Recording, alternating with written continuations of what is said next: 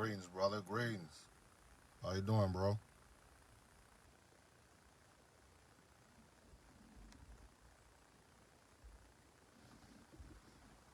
Free the land, free the land, free the land, people. Free the land.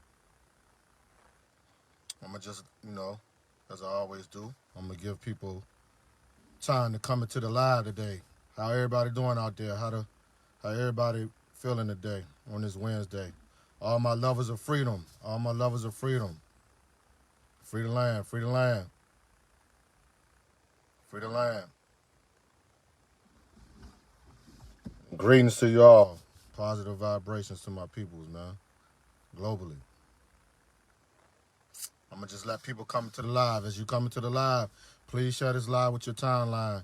Share this with your family, friends, comrades, anybody that's trying to, watch this live today. It's been a minute since I did a live, but, I'm about to start the rest of this year, going into the new year. Starting to get into some more topics and doing more lives again because I've been a little MIA recently, but it's all good, A lot of important things be going on in our personal lives, so I had to get a lot of things straight, man. Well, first of all, shout out to all political prisoners, prisoners of war, free Mutulu Shakur, free Mazi Nnamdi Kanu, actually who trial is today in Nigeria. Mazi Nnamdi Kanu's trial today in Nigeria for trumped up, horrendous charges. They need to free that man, you feel me? They need to free Mazi Nnamdi Kanu. How can you be on trial, you feel me, for self-determination? How can you be on trial for leading your people out of oppression, fighting for your people's right to restoration to, nationhood and sovereignty, and things of that nature, How can you be put on trial for that? So, yeah, for a lot of African people and a lot of black people across the world, if you're not paying attention, you should be paying attention to Mazi Nnamdi Kanu's trial, man, because this is something that you can learn from. And this is an eye-opener.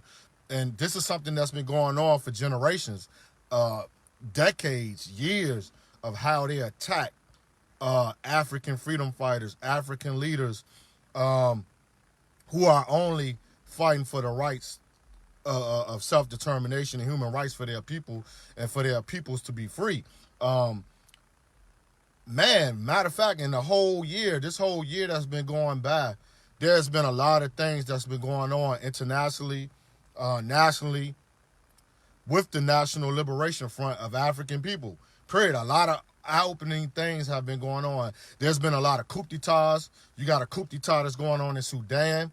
There's been a coup d'etat that took place in Mali. If you haven't been paying attention to the Republic of Mali, there's been a coup d'etat going on there. And then there's, like I said, there's a lot of independence movements that are still fighting for self-determination, independence for their peoples. You see what I'm saying? Pay attention to that, man. Stay in the loop. You know what I'm saying? Usually I be in the loop. Usually I come on this live and I update people on what's going on with the National Liberation Front of African people globally and oppressed people globally.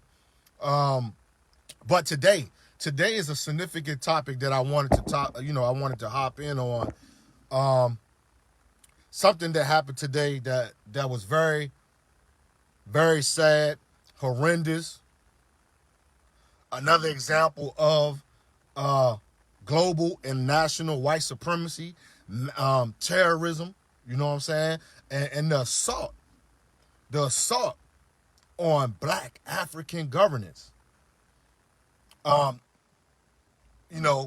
has been a continuous thing that has came from white supremacy throughout history on black people when black people stand up, whether they doing it in the right way, whether they doing it in the democratically way, you know what I'm saying, electing in black power, electing in a black government, and, doing it the legal way, or whether we're doing it, because none of it is illegal.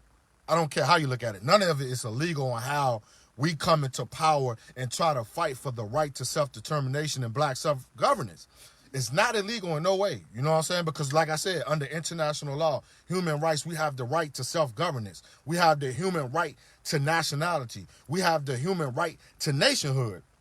So today, the topic that I'm going to touch on today is something that took place today 123 years ago. It's the 123rd anniversary of the Wilmington Massacre that took place in Wilmington, North Carolina on this day, November 10th, 1898. Matter of fact, I do believe this is the same year that my grandfather was born.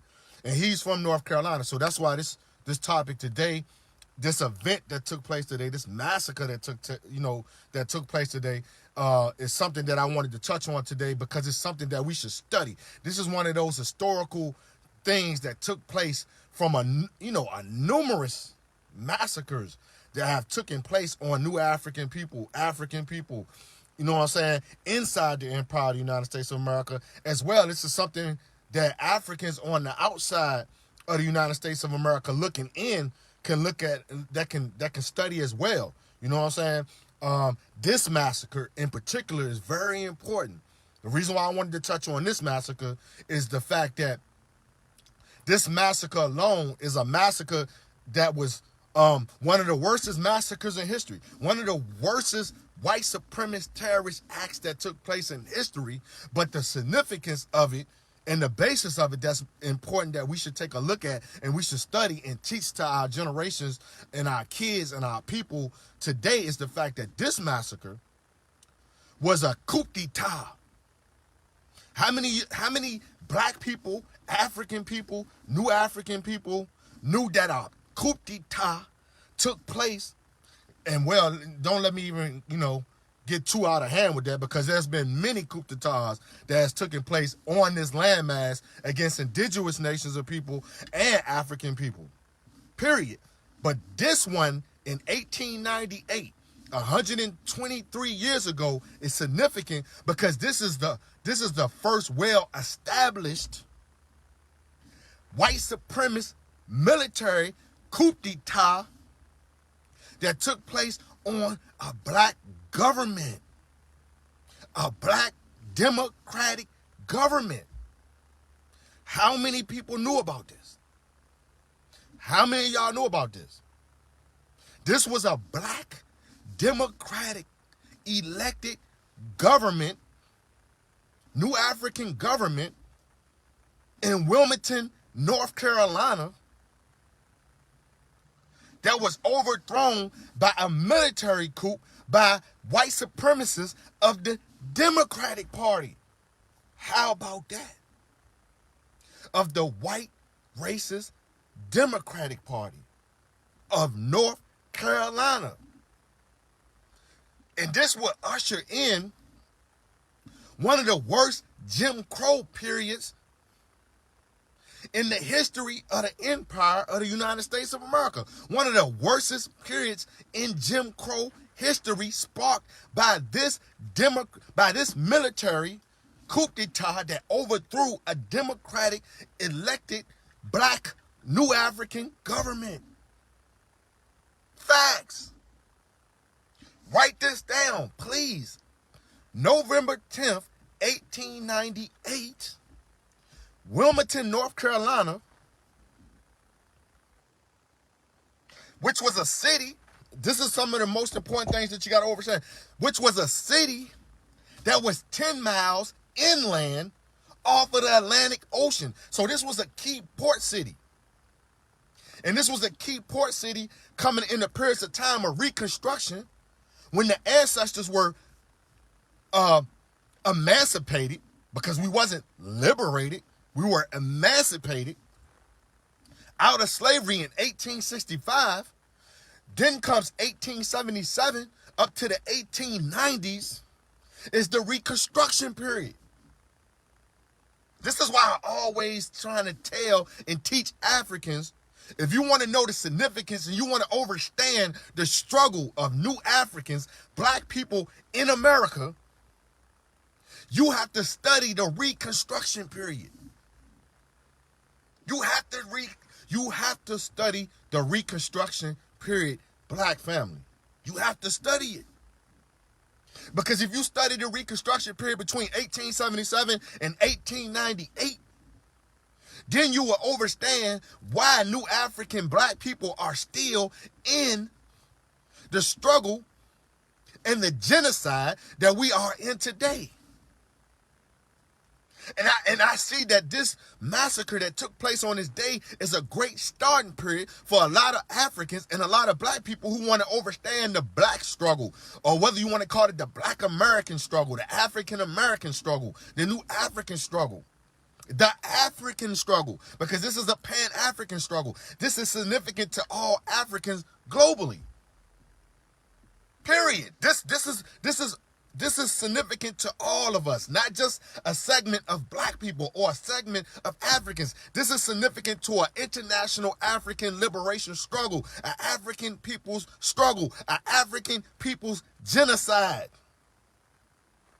And it's significant because we are in the year, listen to what I'm saying, we are in the year of the 70th anniversary of when Paul Robeson and several black organizers took a petition to the United States of America to charge and sue the United States of America for genocide, for 400 years of genocide on new African black people inside the empire of the United States of America. This is the 70th year anniversary of this petition.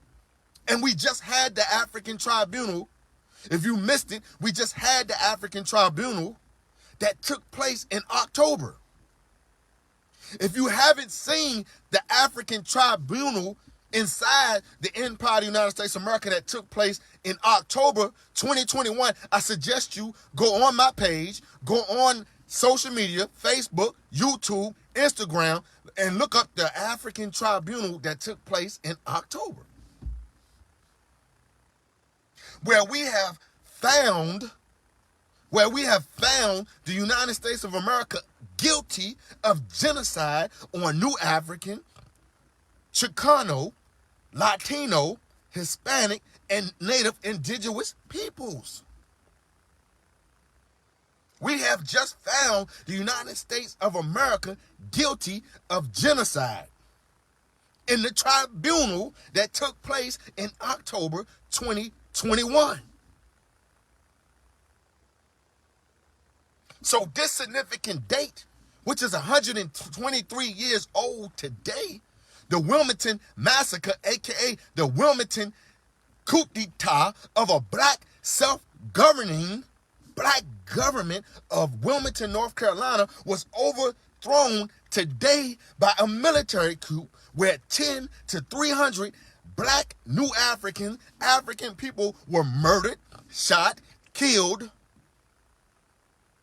and ran out of Wilmington, North Carolina into exile.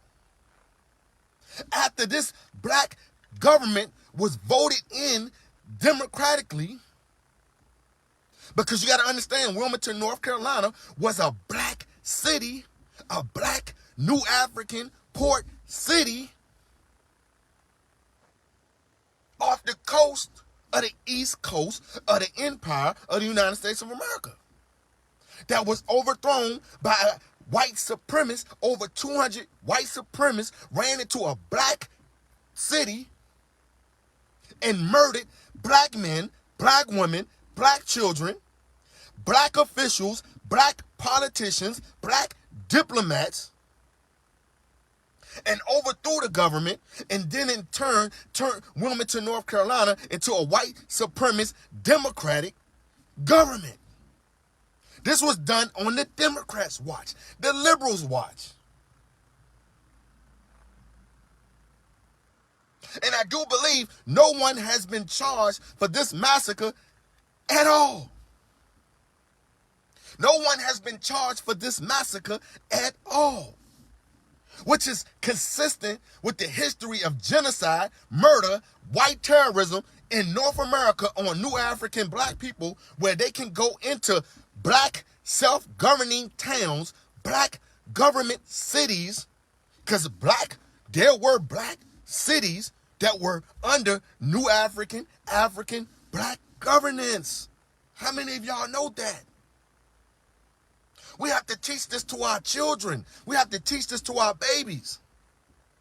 That we actually had black governments. We had black cities under black rule. And I don't like to use the black rule, but I'm using it in an elementary terminology because a lot of y'all don't get political terminologies. But for elementary terminology, there were black cities in North America under black governance, black control, black diplomats, black politicians, black mayors. Wilmington, North Carolina had black newspaper companies, black grocery stores, black land under farming and agricultural, agronomy.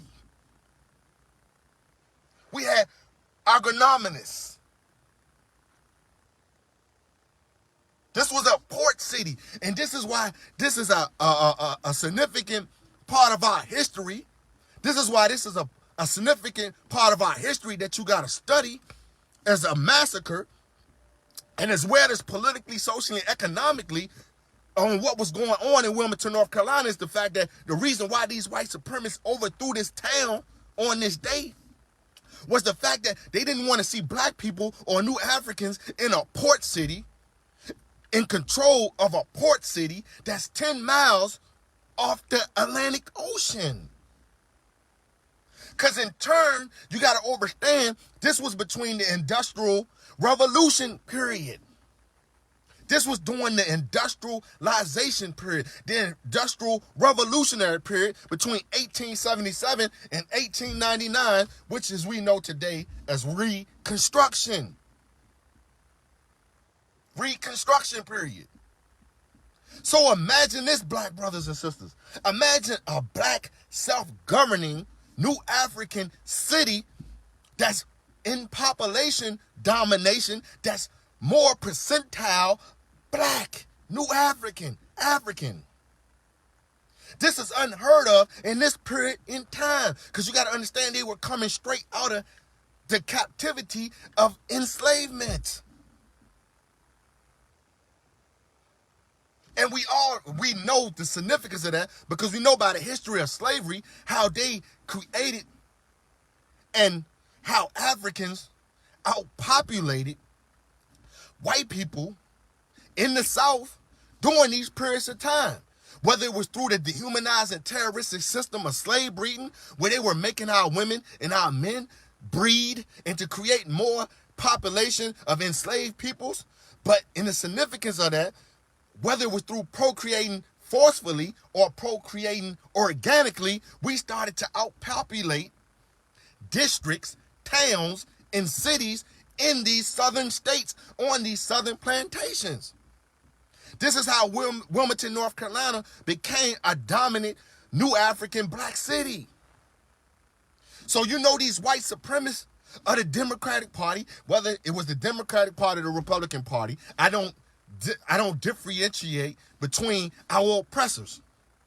Even though at that point in time, the Republican Party was multicultural, or should I say integrated at the time, because you had more black people that were a part of the Republican Party at that time than the Democratic Party, because we know the Democratic Party was a racist white supremacist party. At that point in time, the Democratic Party was founded by the KKK, the Ku Klux Klan, the most racist terrorist organization that still exists in North America today, that hasn't been held accountable for violations of international law, genocide, and murder of new African black people in America. But this terrorist organization still exists in America, the Ku Klux Klan.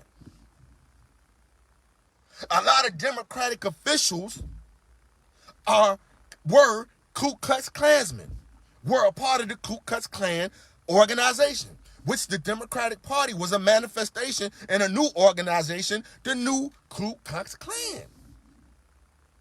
And so this new Ku Klux Klan organization of the Democratic Party was not going to allow and could not take, because we know white supremacy is truly indeed an inferior complex, an inferior biological mental complex. It's an inferior complex. So when we're using terminology politically like white supremacy, we're not saying white supremacists are superior to any other oppressed people or ethnic groups on this planet. No, when we're saying white supremacy, we're saying inferiority, meaning that this is a mental inferiority complex of white supremacists, disease, complex, and mentalism. Facts. So when you see the word white supremacy, we're really saying inferiority on the lines of terrorism. That's what white supremacy is. White supremacy is a capitalist, economic, prejudice, inferior, mental complex, whether it's politically, socially, economically. So these white supremacists and these white governmental officials, after losing democratically to this new African black government in Wilmington, North Carolina, saw fit that, no, we cannot be under black rule. We cannot be under black governance. They couldn't take it. Their white inferior ways could not allow it. And they could not let this black government seize that much territory. They couldn't stand to see black people with that much territory. And it was a port city. So imagine if these Africans started to deal and trade internationally, industrially, with African countries. You see what I'm saying? This is why this is the significance of Pan-Africanism. This is why Pan-Africanism is so important, black people.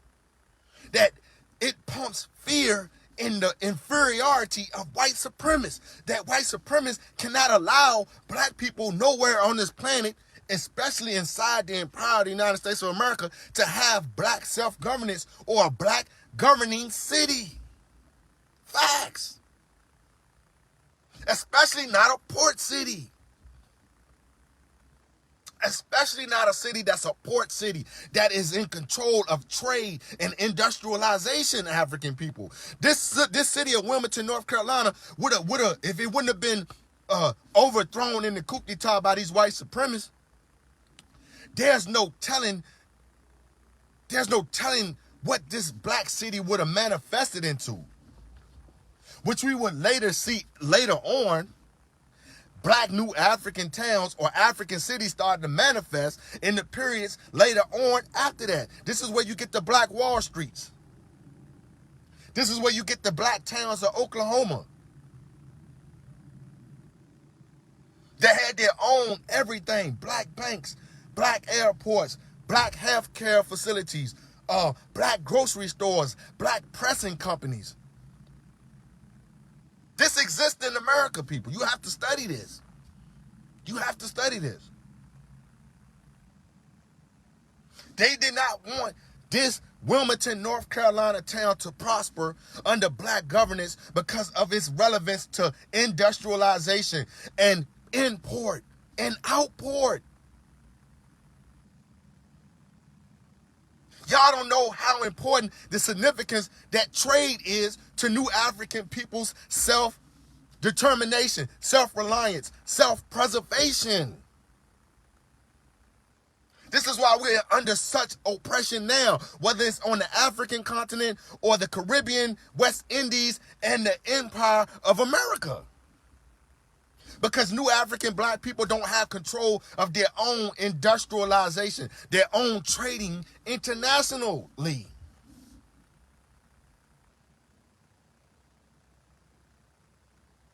You got to understand this new African people in America, African Americans, misnomer African Americans, because a lot of African Americans still walking around not even realizing the historical chronology of their history, our story in this country. They don't even realize that there were Africans and black people who already had their own everything, own land, own sovereignty, own independence, own settlements, own cities. So in regards to that all, you got to understand a lot of this that was going on from the end of slavery all the way up into the Jim Crow periods the civil rights periods. A lot of these events in history were events of self-defense and trying to reclaim that was taken from the people, taken from black people, taken from new African people. Land, governance, independence, sovereignty was taken away from your ancestors. We have been taught such a colonized history that a lot of black people inside America don't even realize that we did things on our own. We fought for independence. We fought for nationhood. We fought for self-reliance, self-determination, to be on our own, amongst our own. We fought for separatism, even though I don't like to use that term. These are things that our ancestors died for. It's important to study that and teach that to the generations that's coming behind us, because this happened. You can't keep walking around in life not knowing your story, black people in America. The other side of history, the right side of history, which is fighting for governance, black economic political power, black economic political power. Black political power is in our blood. That's a part of our story.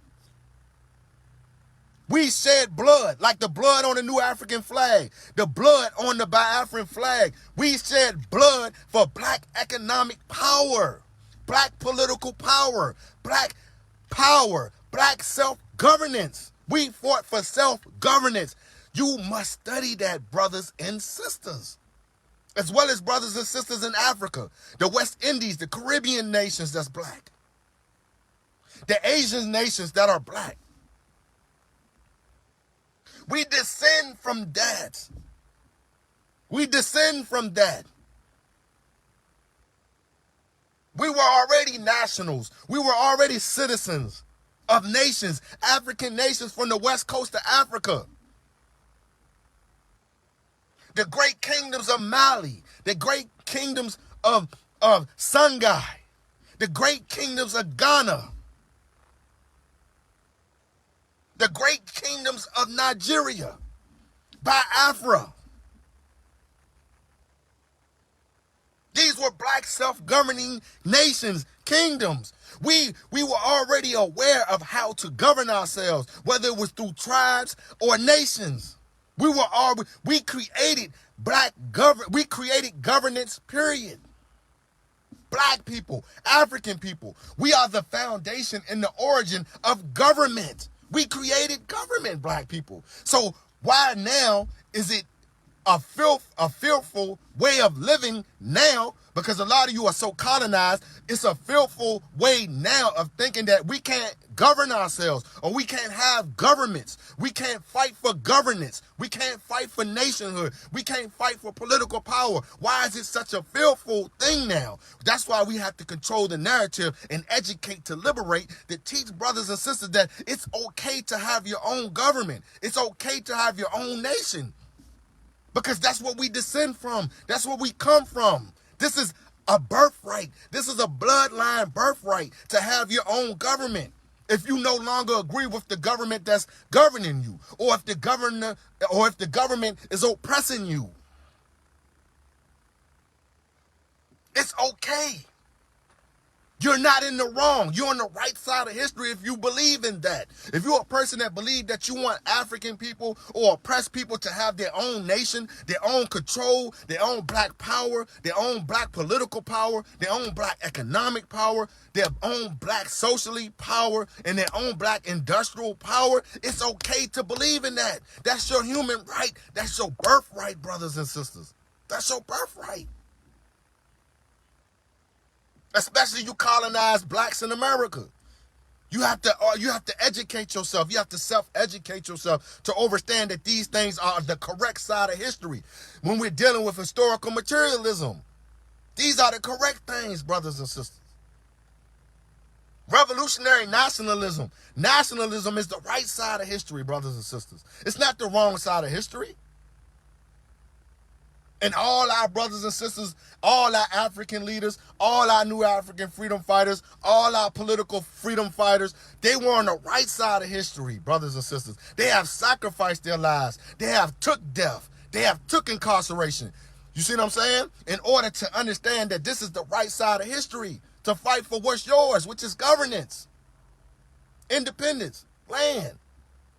And you have to, even though you don't want to do it, and you're tired of seeing it, but you have to understand the white supremacist terrorism that took place on black people, African people, that was over black political power, black governance.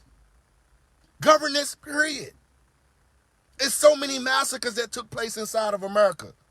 And the backdrop to all these things were the fact that these Africans or these black people were only fighting for self-determination. They were only fighting to be people that controlled their own destiny, controlled their own land, controlled their own food, controlled their own news, controlled their own propaganda. To raise their peoples in their society the way they wanted to raise their societies. In their cities, in their lands, in their towns, brothers and sisters. This is facts. This is facts. This is a birthright bloodline struggle. And it's important to understand this struggle. But because you got too many people out here that's dropping the wrong side of history, that's teaching the wrong narrative of history, which is pseudoism, pseudo-history. That's not it's part of our story. It's part of the history. But it's not the total overall diagnosis and analysis of our story and our struggle, whether it's here in America, Africa, or the Caribbean nations. So let me give you the backdrop on this. On November 10th, 1898, white supremacists murdered black Americans in Wilmington, North Carolina, and deposed of an elected, reconstructed era government in a coup d'etat. It was on the morning of November 10th, 1898, in Wilmington, North Carolina. It was the beginning of assault that took place 7 blocks of East Cape Fear River, about 10 miles inland of the Atlantic Ocean. A black port city that's 10 miles inland off the Atlantic Ocean. Think about that political economic power that these black people, these black ancestors had in their control before it was overthrown. As many as 60 to 300 people were murdered, and the local government that was elected, remember I told you this black government was democratically elected, was 2 days prior, had been overthrown and replaced by a white supremacist government. For all the violent moments in United States history, the mob's gruesome attack was unique. It was the only coup d'etat to ever take place on American soil. How about that? A black government in Wilmington, North Carolina was the only recorded coup d'etat in the history to take place on American soil, and it was a black government that was overthrown by a white supremacist government. How about that? The Wilmington Massacre.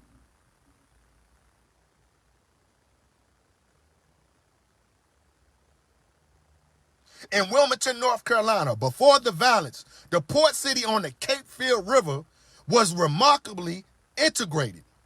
3 out of 10 aldermen that worked in Wilmington, North Carolina was new African black people, worked as policemen, firemen, and magistrates.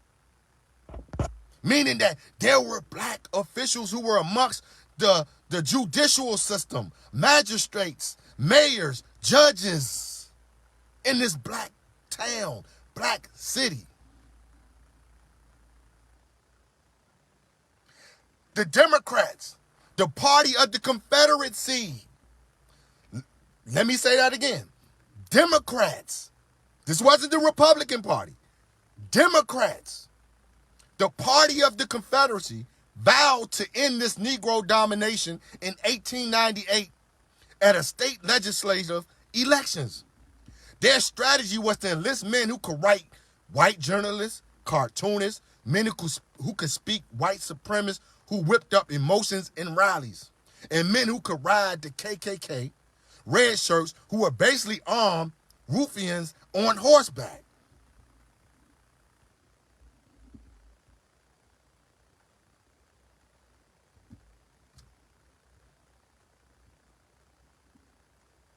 Listen closely. White supremacist rallies kept white outrage in the editorial at fever pitch. Former Confederate Colonel Alfred Waddell gave a speech suggesting that white citizens should choke the Cape Fear River with carcasses, if necessary, to keep the African Americans from polls. White voter repression, white voter terrorism.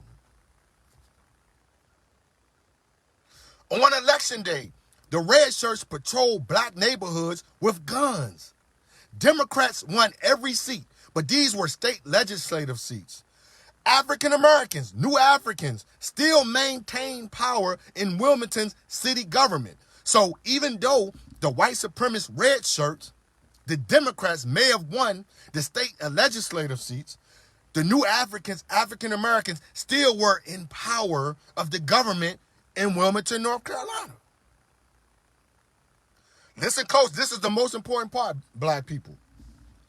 Some over 800 white citizens, led by Colonel Waddell, met at the county courthouse and produced what they call the White Declaration of Independence, which stated, "We, the undesigned citizens, do hereby declare that we will no longer be ruled and will never again be ruled by men of African origin."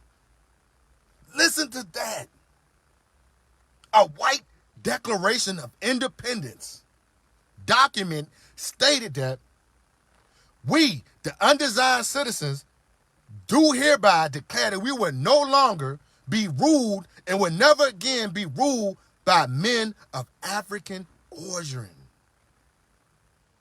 Let me say that again. Some over 800 white citizens, led by Colonel Waddell, met at the county courthouse and produced a document called the White Declaration of Independence, where it stated that we, the undesigned citizens, do hereby declare that there will no longer be ruled and will never again be ruled by men of African origin. This is the history of the United States of America, people. The following day, the red shirts and these white supremacist terrorist groups, over 2,000 armed white supremacist men, burned down and destroyed the only black-owned, black independent news press company in Wilmington, North Carolina. How about that? How about that?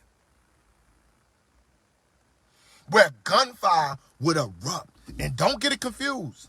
There were black African individuals, new African individuals, when this massacre took place, that had arms and were self-defending themselves. So it wasn't like they were, even though it was more on the majority side of the red shirts and the white supremacists murdered more Africans than these courageous black men who armed themselves and defended themselves and held off these malicious red shirts, white supremacists, as long as they could. Because there were over 30 to 300 black people that were murdered and killed. They also took casualties on the red shirt side, the Democrat side, the white supremacist side. So there was a self-defense unit that did take up arms when this took place. They were overpowered, they were outgunned, but yet this is an example where a black government still self-defended themselves all the way until the end. As bullets were still flying, Colonel Waddell threw out the Democratic elected aldermen and installed his own people. So this white racist red shirt colonel threw out the black African aldermen and the black officials and replaced them with white supremacist officials.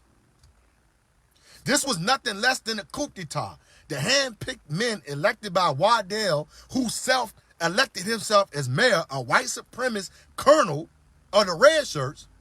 Many black leaders were jailed for their own safety and were forcibly marched to the train station under military escort and sent out of the town into exile. This happened on American soil, people. This happened on American soil. And this demonstrates the continuation of that history all the way until the revolutionary periods of the 1960s, 1970s, 1980, where they continued to jail, assassinate, and murder many black leaders who are today still political prisoners here today in America. See, all this history of our story is interconnected. This is one struggle of 400 years here in North America and 500 years before that, of indigenous nation governments and black African governments, black leaders, indigenous leaders being jailed, murdered, and overthrown and sent into exile by white supremacist inferior terrorists. Thousands of black citizens fled Wilmington, North Carolina. In 1900, the North Carolina legislature effectively stripped African Americans of the vote through grandfather clause, write that down, the grandfather clause, and ushered in one of the worst periods of Jim Crow in history. How about that? You have to teach this to your babies. You have to teach this to black people in America. You have to teach this to African people globally. November 10th, 1898. The only terroristic coup d'etat that took place on the port city of Wilmington, North Carolina, where a black government was overthrown by the white supremacist red shirts, the white supremacist Democratic Party, on this day 123 years ago.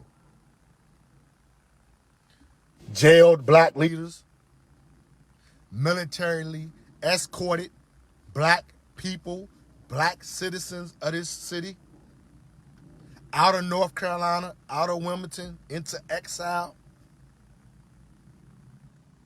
Refugees, becoming new African refugees. See, our whole struggle is political, brothers and sisters. Our struggle is political whether you don't like politics or not. Our struggle is political. We are at war, brothers and sisters. We have been at war for damn near 500 years on this landmass of North America. The warfare started in Africa. The warfare continued on into the West Indies, of the African Caribbean nations, the indigenous Caribbean nations in the Caribbean islands of the West Indies, into the North America territory, where white supremacists have continually to assault the right to self-determination, the right to self-governance, the right to self-reliance, the right to international rights of human rights for African people in this country have been assaulted. And we have political prisoners, brothers and sisters, that need attention, who continue that struggle. The Black Liberation Army, the Black Panther Party, the Provisional Government of the Republic of New Africa, the Revolutionary Action Movement, the Black Power Movement, the Black Liberation Movement, who continued this struggle, who are in jail, in prison right now, who have done over 40 to 50 to 60 years to continue the struggle of our ancestors, who shed blood on this land, this territory, who shed blood on the boats coming over here in captivity, who shed blood in the Caribbean nations, who shed blood on the west coast of Africa, Biafra land, Sangay land, Mali land, Morocco land. You had freedom fighters like Queen Amina, Queen Nzinga, women freedom fighters who shed blood for sovereignty, self-governance, black nationhood. And if you haven't seen the movie Queen Amina, It's on Netflix. Go watch it, brothers and sisters. Study that movie. Study. It's on Netflix. It's out now. Queen Amina, who ruled in northern Nigeria, of the Hausa people. And the Hausa people who are under continuation of ethnic cleansing and ethnic genocide. This is why you don't really hear about the Hausa people of northern Nigeria, because they have been under attack by the federal government of Nigeria and the Fulani terrorists, the Boko Haram terrorists.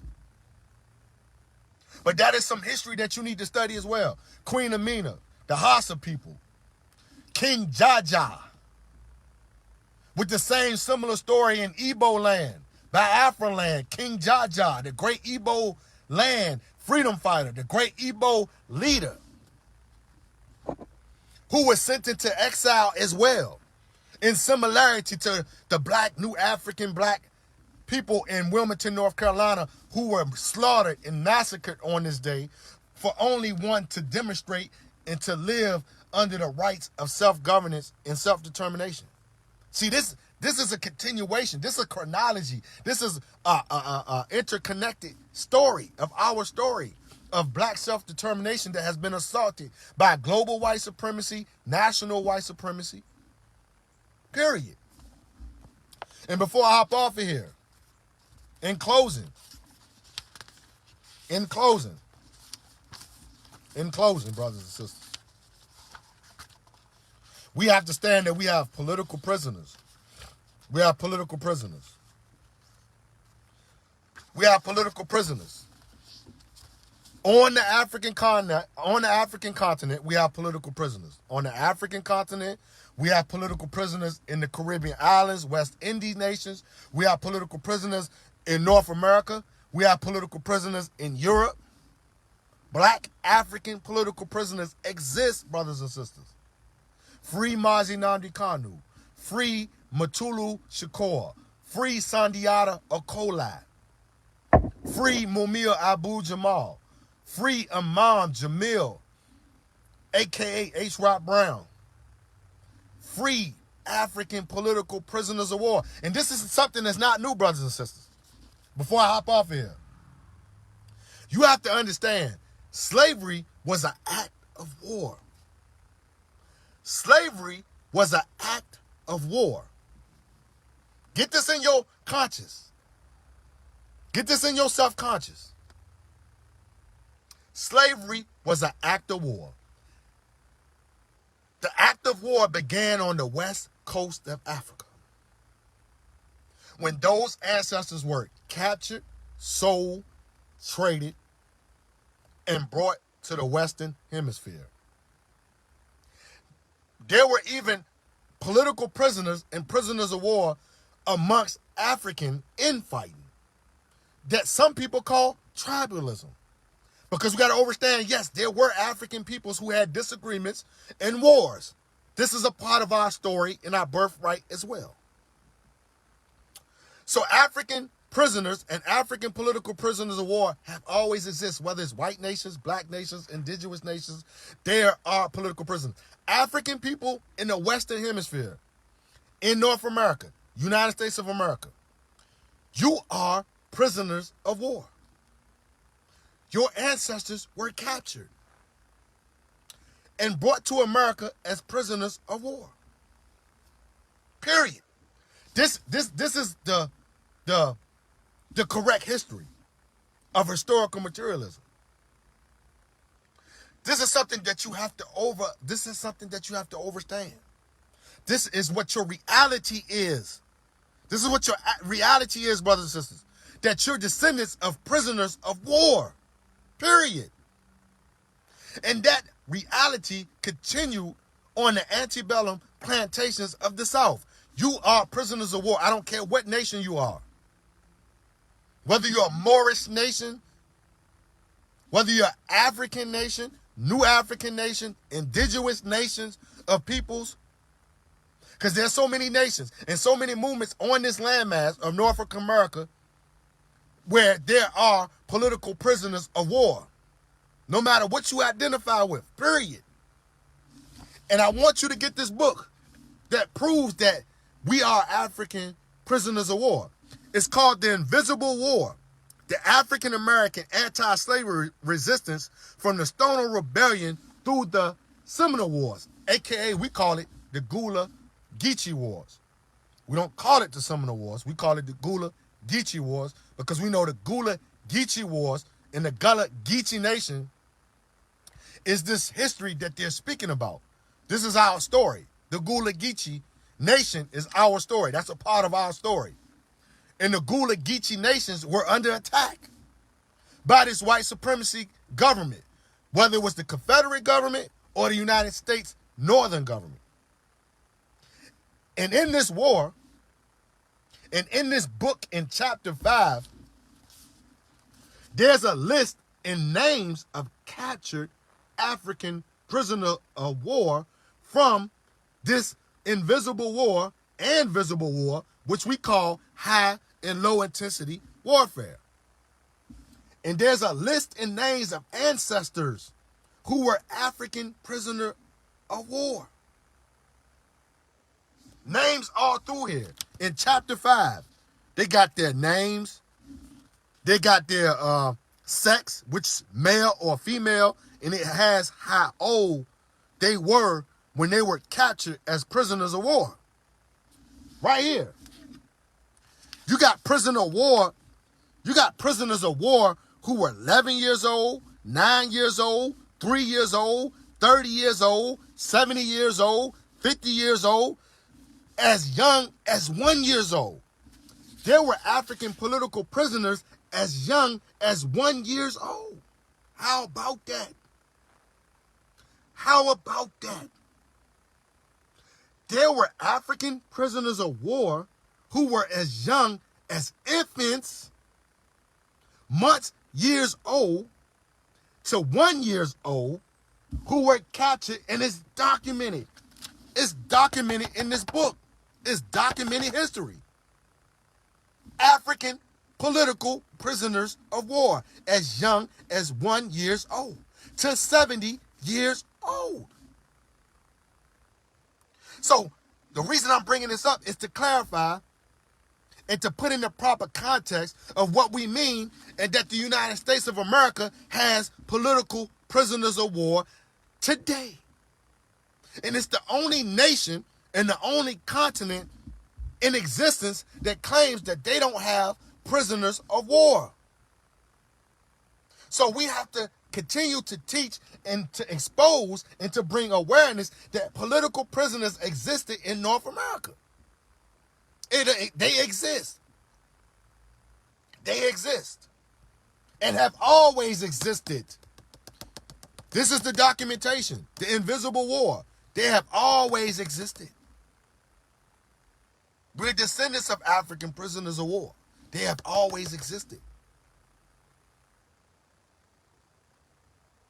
So we have to control and change that narrative. And I'm going to close on that note because I know I done went way over my time. So I just want to say,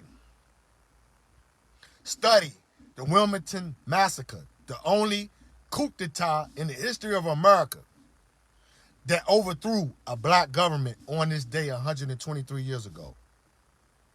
Study the history of African and all political prisoners of wars, from indigenous nations, Chicano nations,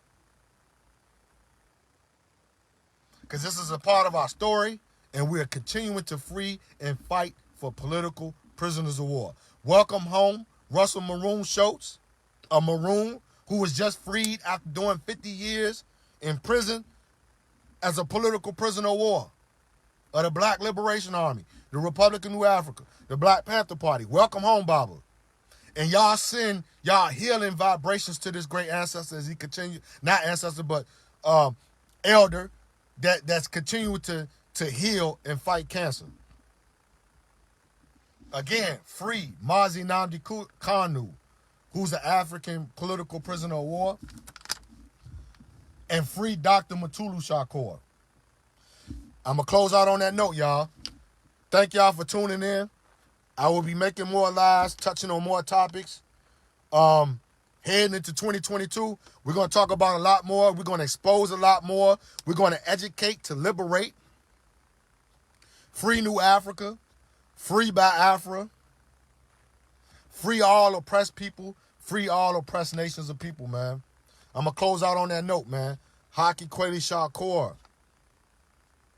a.k.a. E.K. Chukwu, the Minister of Foreign Affairs of the Republic of New Africa. Long live the August 3rd Collective. Long live the New African Independence Movement. Long live our ancestors. Free the land. Free the land. Free the land. By any means necessary. I love you all. Ise.